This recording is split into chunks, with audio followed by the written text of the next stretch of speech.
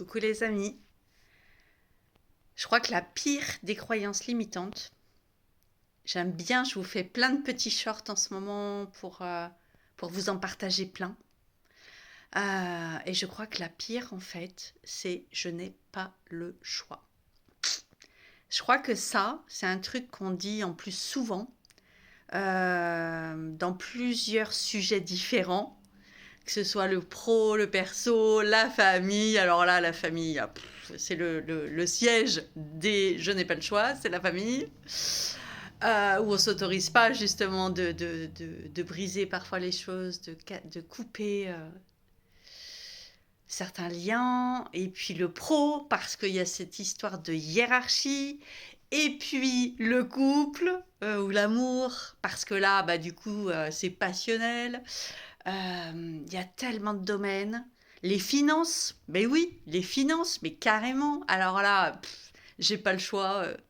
J'ai pas d'argent sur mon compte, j'ai pas les moyens, c'est trop cher.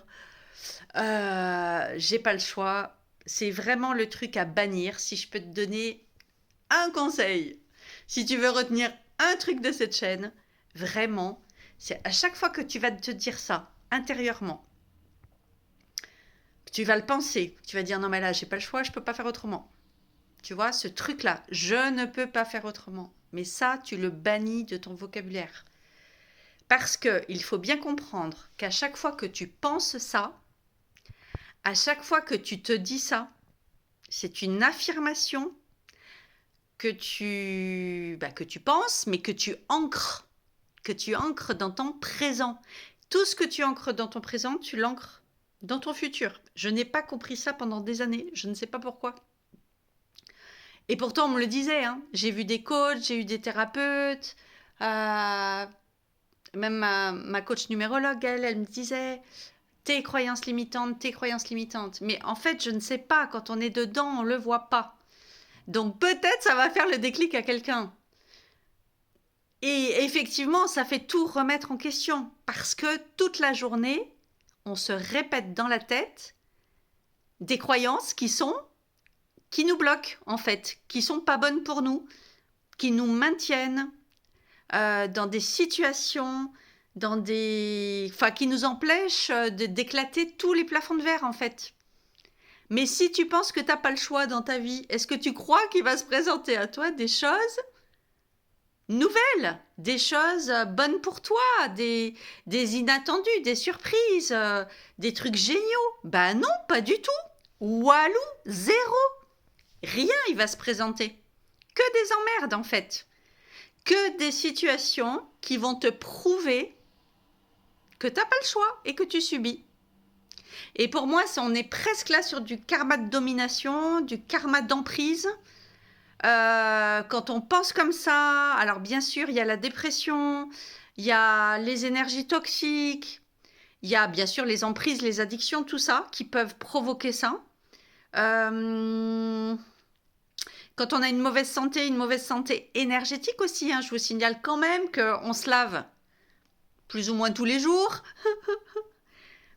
Notre corps physique, c'est super, mais nos corps émotionnels, nos corps et énergétiques, tout ça, quand est-ce qu'on les lave? Quand est-ce qu'on les nettoie? Je connais plein de gens qui n'ont jamais fait de soins de leur vie, de purification, quoi.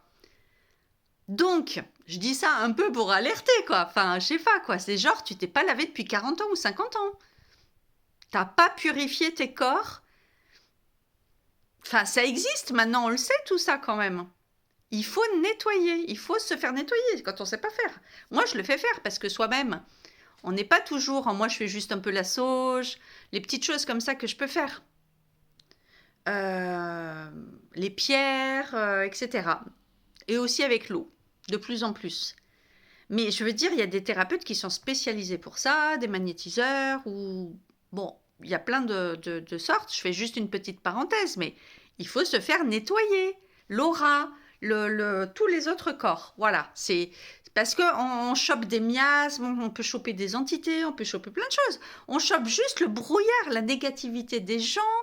Si autour de toi, dans ton entourage, moi j'en ai eu pendant des années, j'avais mon père qui était comme ça, après j'ai eu ma mère qui était comme ça.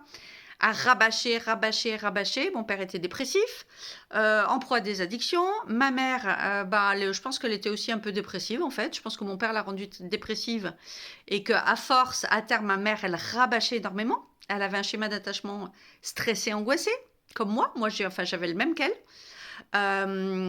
J'ai eu des compagnons, mais à rabâcher, rabâcher, rabâcher. Je ne supportais plus, je n'en pouvais plus.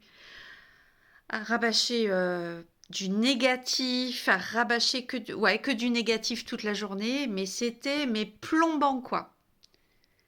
Et je le sentais que j'avais besoin de me nettoyer, voilà, c'est comme des trucs qui t'imprègnent, qui te collent, etc. Je pense qu'il y a des gens qui le sentent et d'autres moins. Nous, les hypersensibles, je pense qu'on le ressent. Et ça nous plombe, ça nous pèse. Donc ça, déjà, c'est indispensable. Mais j'en reviens aux fameuses croyances limitantes. Si tu penses que tu n'as pas le choix, comme notre cerveau et notre ego veulent toujours nous faire vérifier ce en quoi on croit, mais peut-être autant choisir à quoi on croit. Tu vois ce que je veux dire? Parce que si tu crois que tu n'as pas le choix, en fait, je sais plus comment il s'appelle ce syndrome. Bon, enfin bref, c'est le fait que ça va toujours, la vie va te faire toujours vérifier ce en quoi tu crois et te le prouver. Donc, si tu penses que tu n'as pas le choix, tu vas vivre. Et alors là, je l'ai vécu des milliers de fois, parce qu'évidemment, moi, je pensais ça avant. Et les gens bien terre à terre. Et aussi, il y a une question d'ego, parce qu'il y a des gens qui veulent toujours avoir raison. Et ça, c'est un peu le 8. Et j'ai été comme ça aussi passé un moment. Mais je connais encore des gens comme ça dans mon entourage qui veulent toujours avoir raison. Je veux pas dire, mais c'est souvent les hommes. et en fait, ils sont trop contents d'avoir raison.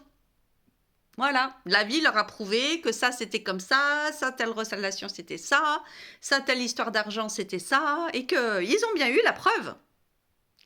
Sauf qu'ils ont toujours pas compris que c'est leur croyance qui a créé ce résultat. Et oui. Et comme je dis à tout le monde, faites le test. Qu'est-ce que ça vous coûte de faire le test en fait? C'est gratuit, ça coûte rien. Essaye de changer ta perception. Essaye de changer ton mindset et de te dire ouais, en fait, je vais me prouver à moi-même. Je lui dis mais juste par ego. Vas-y. Je lui dis juste pour me prouver que j'ai tort, fais-le. Change ton mindset et dis-toi en fait que tu n'as rien à perdre à penser différemment. Et à chaque fois que tu as une situation où tu penses que tu n'as pas le choix, décide de te dire, si, en fait, là, tout de suite, là, ok. Là, c'est comme ça. Ok, la frontière est fermée, ou ok, je n'ai pas les sous sur mon compte, je ne peux pas acheter ce truc, ou ci, ou là. Mais ouvre la possibilité, en fait, que je choisis dans le présent, je choisis de croire que, ok, peut-être là, comme ça, je ne vois pas le choix, mais en fait qu'il existe et que je vais le voir. Parce qu'il peut exister plein de choix qui peuvent se manifester d'une seconde à l'autre auxquels on n'a pas pensé. Parce qu'on est dans notre idée qu'on n'a pas le choix, donc de toute façon les choix, on ne les voit pas. On ne peut pas les voir. C'est aussi bête que ça. Voilà. Donc, offre-toi la possibilité de croire que des choix, il peut y en avoir plein. Voilà. Là, tout de suite, dans la seconde, je ne les vois pas, mais je demande à les voir. Montrez-moi les choix. What else? Quoi d'autre est possible? Ça, c'est vraiment ce qu'on fait dans les soins énergétiques. Quoi d'autre est possible?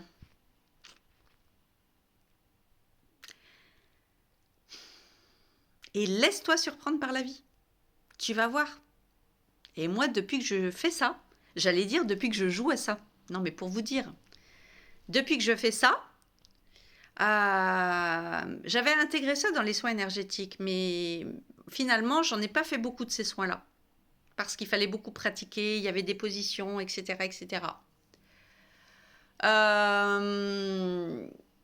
J'avais un peu laissé tomber le truc, mais finalement, j'y suis revenue, mais différemment, avec les croyances limitantes. Mais en fait, si on ferme tout et qu'on pense qu'il n'y a pas de choix, putain, mais on est trop con, quoi, en fait. On se gâche toutes les possibilités. Et il peut y en avoir tellement de choix, de possibilités, mais qu'on n'imagine même pas. D'ailleurs, ça m'est arrivé, moi. Depuis que donc je joue à ça, Combien de fois ça m'est arrivé des situations, mais qui se transforment, dont l'issue aurait pu être probable si j'avais pensé qu'il n'y a pas de choix, et qui, en fait, en ouvrant ce portail du tout possible, se transforme, mais avec des résultantes, mais ça me fait trop marrer. En plus, c'est trop excitant. C'est trop génial, c'est trop chouette. Moi qui adore les surprises, en fait, tous les jours, tu as des surprises de l'univers qui t'apportent des choix différents auxquels tu n'aurais jamais pensé. Ou des situations, je ne sais pas comment dire, c'est comme s'il y avait eu des trucs cachés qu'en fait on ne savait pas. Et en fait, du coup, on ne pouvait pas imaginer cette situation-là parce qu'il nous manquait un maillon de connaissances, de vérité. Et en ce moment, en plus, cette année, je suis en année 16-7. C'est l'année des vérités. Des choses qui viennent en lumière, qui apparaissent. Mais c'est tellement ça. Donc, j'avais vraiment envie de te faire un message pour dire, mais vraiment, mais crois en ce que tu veux. Mais vas-y, lance-toi le défi. Lilou, elle fait des défis du 100 jours. Moi, je vais te faire un défi à la journée. Chaque jour, lance-toi un défi.